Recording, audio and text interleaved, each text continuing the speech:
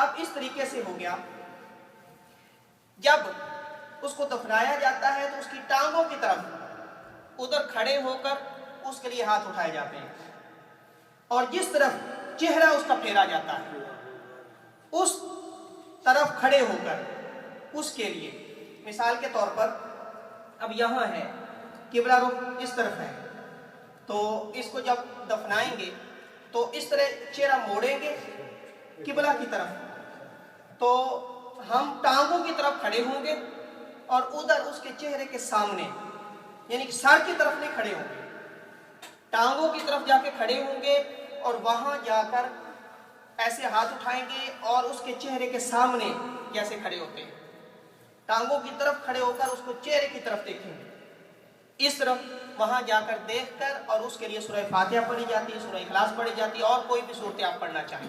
یہ ایک طریقہ سکھایا حضور علیہ السلام۔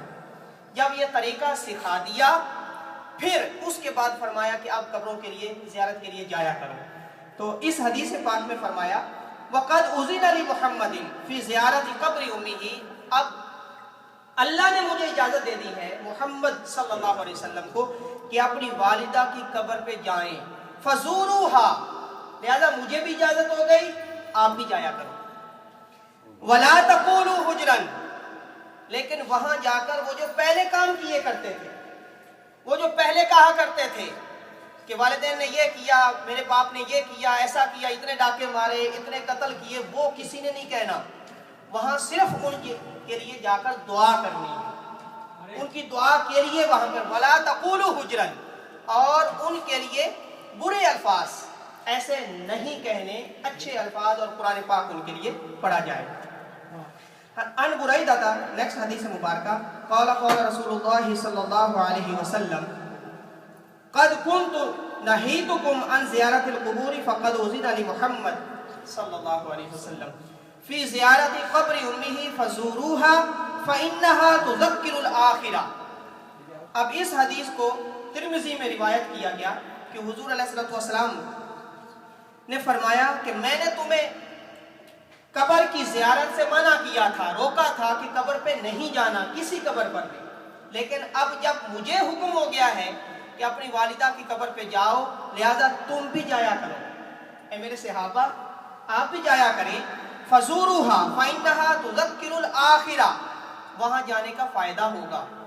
اب قبروں پہ جانے کا فائدہ یہ ہے کہ تمہیں بھی موت یاد آئے گی، جب تمہیں موت یاد آئے گی تو تم بھی اپنی موت کی قبر کی تیاری کرو گے، اور جس بندے نے کبھی قبر دیکھی نہ ہو، کبھی قبر پہ جائے ہی نہ، اپنے پیرنٹس فوت ہو جائیں، اپنے رشتہ دار فوت ہو جائیں، وہ کبھی جائے نہ، دوست احباب فوت ہوں، اس کو کیا قبر یاد رہے گی؟ فَزُورُوهَا، آپ جایا کرو، کیونکہ تمہیں بھی اپنی موت یاد رہے گی، تمہیں بھی اپنی قبر یاد آئے گی، اس لیے جایا کرو۔ اگلی حدیث مبارکہ رواہ الحاکم عن بريدة رضی اللہ عنہ قال زار النبی صلی اللہ علیہ وسلم قبر امہ فی 1000 مقنع، حضور علیہ السلام اپنے ساتھ 1000 مجاہدین کو ساتھ لے کر 1000 مجاہدین اپنے ساتھ لے کر اپنی والدہ کی قبر پہ تشریف لے گئے، یہ حدیث پاک ہے۔ فلم یورا باقیاً، اور حضرت بریدہ بیان کرتے ہیں کہ جب آپ قبر پہ تشریف لے گئے اپنی والدہ کی قبر، حضرت آمینہ رضی اللہ عنہا آپ کی قبر پہ جب آپ تشریف لے گئے، فلم یورا باقیاً، تو اس دن جتنے آپ روئے ہم نے کبھی آپ کو اتنا روتا نہیں دیکھا، اکثر من یومئذ۔ اب اس سے یہ بھی واضح ہوتا ہے کہ قبر پہ جا کر آنسو بہانا یہ سنت رسول صلی اللہ علیہ وسلم ہے۔ ہاں اونچی آوازوں کے ساتھ جو بیان کیے جاتے ہیں اور مختلف الفاظ بولے جاتے ہیں وہ منع ہے، رونا، آنسو آنا یہ سنت رسول صلی اللہ علیہ وسلم ہے۔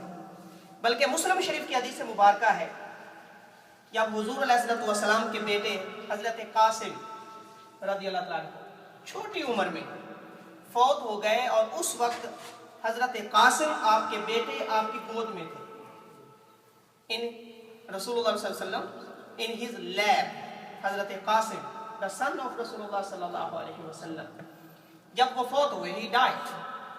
Then हुजूर अलैहि सल्लल्लाहु अलैहि वसल्लम wept, रोए, आपकी आंखों से आंसू आ गए. सहाबा किराम अर्ज़ करते हैं, या रसूलल्लाह अलैहि वसल्लम, आप और आपकी आंखों से आंसू, आप रो रहे हैं. तो मेरे आका ने इरशाद फरमाया, यही तो बच्चों के लिए मोहब्बत है. अगर बच्चों से मोहब्बत ना होती तो कौन रोता. तो इससे वाज़े ये होता है कि आंसू बहाना ये सुन्नत रसूल सल्लल्लाहु अलैहि वसल्लम और सहाबा किराम की सुन्नत है, आंसू बहाना. नेक्स्ट हदीस पाक, अन बुरैदा रज़ियल्लाहु ताला अन्हु क़ाल क़ाल रसूलुल्लाह सल्लल्लाहु अलैहि वसल्लम नहीतुकुम अन सलास, मैंने तुम्हें 3 कामों से मना किया था.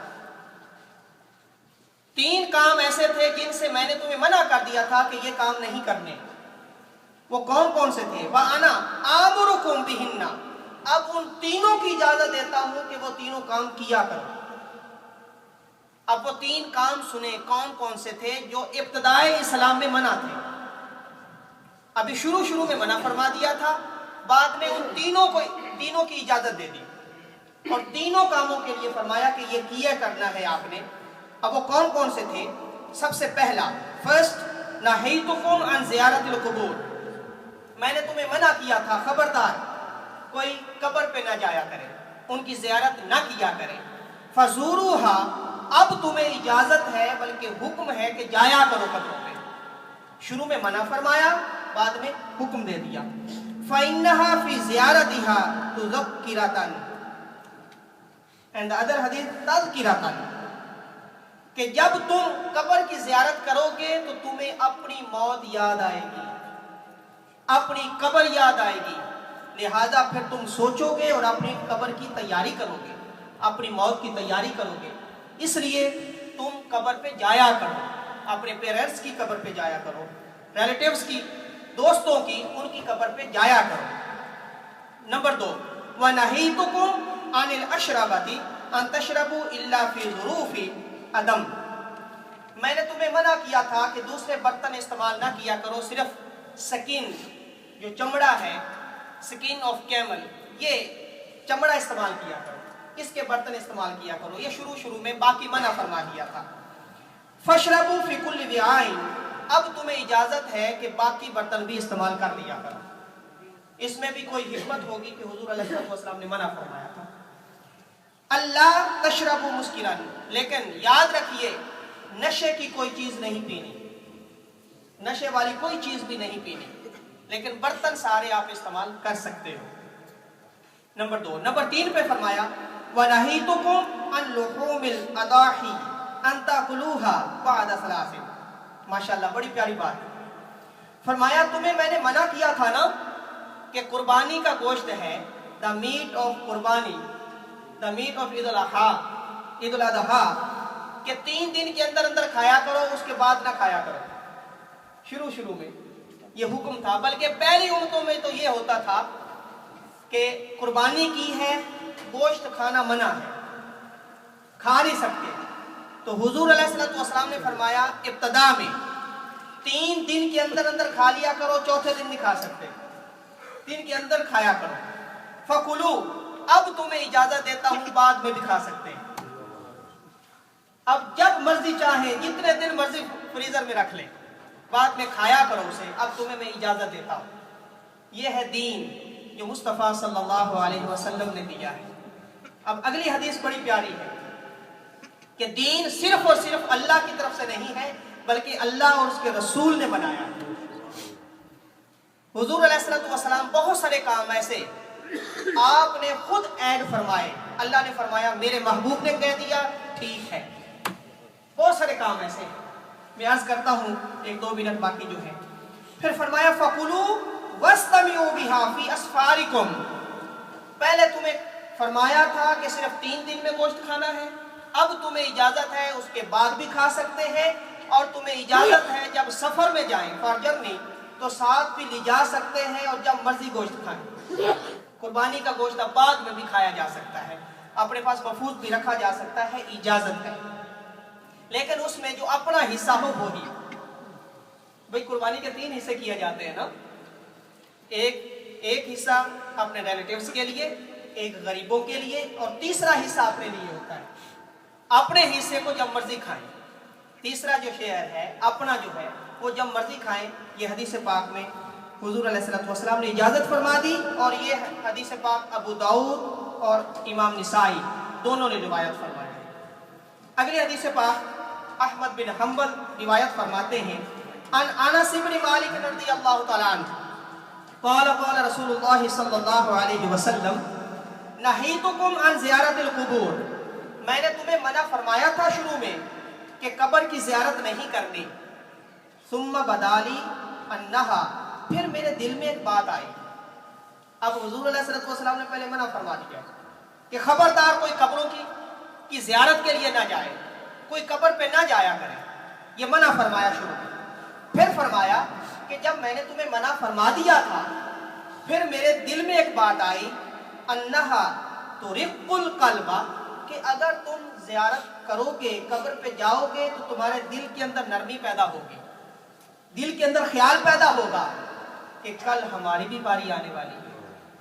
یہ دل کے اندر خیال آیا میرے کہ تمہارے دلوں کے اندر نرمی پیدا ہو جائے گی. جو دنیا میں رہ رہ کر سختی ہو جاتی ہے، ایک دوسرے کے لیے جو نفرت پیدا ہو جاتی ہے، حسد پیدا ہو جاتا ہے، کینہ بغض پیدا ہو جاتا ہے، اس میں نرمی آئے گی. اور تم بھی دل کے اندر سوچو گے کہ کل ہماری بھی باری ہے، ہم نے بھی ادھر ہی آنا ہے. جب میں نے یہ سوچا وَتُدْمِعُ الْعَيْنِ، اور جب میرے دل میں یہ خیال آیا کہ جب تم قبر کے لیے آؤ گے، اپنے پیرنٹس کی قبروں پہ آؤ گے، والد کی، والدہ کی، بہن بھائی کسی کی قبر پہ آؤ گے، تمہاری آنکھوں سے آنسو بھی آئیں گے. اور جب آنسو آئیں گے اس وقت بھی تمہارے اندر ایک خیال پیدا ہوگا کہ کل ہماری بھی باری ہے. تمہارے دلوں کے اندر نرمی آئے گی، تمہارے آنسو گریں گے. وَتُذَكِّرُ الْآخِرَةَ، اور تمہیں آخرت بھی یاد آئے گی، فکر آخرت آ جائے گی. تمہاری اپنی قبر یاد آ جائے گی تمہیں، اور تمہارے لیے وہ آخرت کا دن، دا ڈے آف ججمنٹ، وہ یاد آ جائے گا تمہیں. فَزُورُوهَا، جب میں نے یہ چیزیں سوچی تو پھر میں تمہیں اجازت دیتا ہوں کہ اب تم قبر پہ جایا کرو. اب پہلے منع فرمایا تھا، اب اجازت دے دی کہ اب تم قبر پہ جایا کرو. وَلَا تَقُولُوا حُجْرًا، لیکن وہاں جا کر بےہودہ باتیں نہ کیا کرو. وہاں جا کر ہنسنا جائز نہیں ہے، اونچی اونچی لافنگ، کہ جناب وہاں پر قبر پہ بیٹھے ہیں اور کچھ اور اللہ اور اس کے رسول کی مخالفت میں باتیں ہو رہی ہیں، یا وہاں جا کر اپنے وہاں پر فنی باتیں، مذاق کی باتیں شروع ہو جائیں، یہ جائز نہیں ہے. بلکہ قبر پہ جائیں، زیارت کریں، اور وہاں جا کر فاتحہ پڑھیں، اور اپنی قبر کو بھی یاد کریں. اس جانے والے جو اس قبر میں ہے اس کے لیے فاتحہ پڑھی جائے، اس کے لیے دعا کی جائے، اور اپنی قبر کو یاد کیا جائے. اور پھر جانے کا طریقہ بھی قبر پر، کہ سب سے پہلے آپ نے جانا ہے، اگر قبرستان ہے graveyard, first of all you سے السلام علیکم یا اہل القبور. واٹ یو سے؟ السلام علیکم یا اہل القبور، اے قبروں والے آپ پر سلامتی ہو. تو یہ جانے کا طریقہ یہ حدیث پاک مسلم شریف میں ہے کہ جب آپ جائیں تو یہ سب سے پہلے آپ کا یہ کلمہ ہونا چاہیے، السلام علیکم یا اہل القبور. یہ کلمہ کہہ کر پھر آگے جائیں. اب اس سے یہ بھی واضح ہوتا ہے کہ سلام اسی کو کہا جاتا ہے جو سلام کا جواب بھی دے. تو قبروں والے سنتے بھی ہیں، وہ آپ کا جواب بھی دیتے ہیں، لیکن تم نہیں سن سکتے. وَلَٰكِن لَا تَشْعُرُونَ، تمہیں شعور نہیں ہے، تمہیں سمجھ نہیں ہے. ان کو تو ہم نے اگلی زندگی دی ہوتی ہے، تمہیں شعور نہیں ہے. تو آج یہاں تک موضوع مکمل ہوا. انشاءاللہ مزید 2 جمعہ تک زیارت قبور، قبر کی زیارت کس طریقے سے کرنی ہے، آگے یہ موضوع چلتا رہے گا. ایک اعلان سن لیجئے.